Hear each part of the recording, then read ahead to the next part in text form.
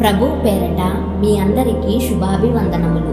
ఈరోజు మన అనుదిన వాక్య ధ్యానమైన ఎడారిలో సెలయేళ్లలోని వాక్యము. యెహోవా మీకు నేడు కలుగజేయు రక్షణను మీరు ఊరక నిలుచుండి చూడుడి. నిర్గమాకాండము 14వ అధ్యాయము 13వ వచనము. ఇరుకుల్లో ఇబ్బందుల్లో చిక్కుకొని భయంకరమైన సమస్యలతో కొట్టుమిట్టాడే వాళ్ళకి ఈ మాటల్లో దేవుని ఆజ్ఞ కనిపిస్తుంది.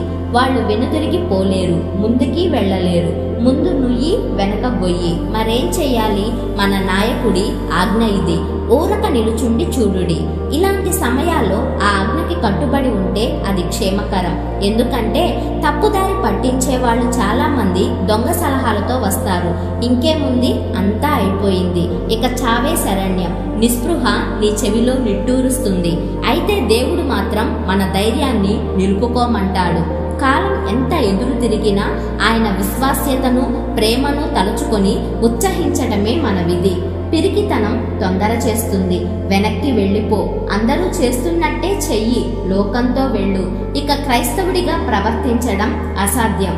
లే, నీ నియమాలను తీసి ప్రక్కకి పెట్టు. నువ్వు నిజంగా దేవుని బిడ్డవైతే సైతాను ఇలా ఎంత నిరుత్సాహపరచినా దాన్ని అనుసరించలేవు.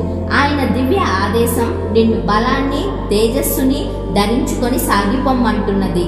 నీ దారి నుండి నరకం గాని మరణం గాని నిన్ను ప్రక్కకి మళ్లించలేవు. కొంతసేపు నిన్నలా నిలబడమని ఆయన ఆజ్ఞ ఇవ్వకూడదా? ఇది కేవలం నీ బలాన్ని తిరిగి సమకూర్చుకొని నూతనోత్సాహంతో ముందుకి సాగిపోవడానికే కదా. దురుసుతనం రంకెలేస్తుంది. ఏదో ఒకటి చెయ్యి. లే, ఊరికే కూర్చోవడం సోమరితనం కదా. ఏదో ఒకటి చేసేయాలి వెంటనే అనుకుంటాము, దేవుని వైపుకి చూడము.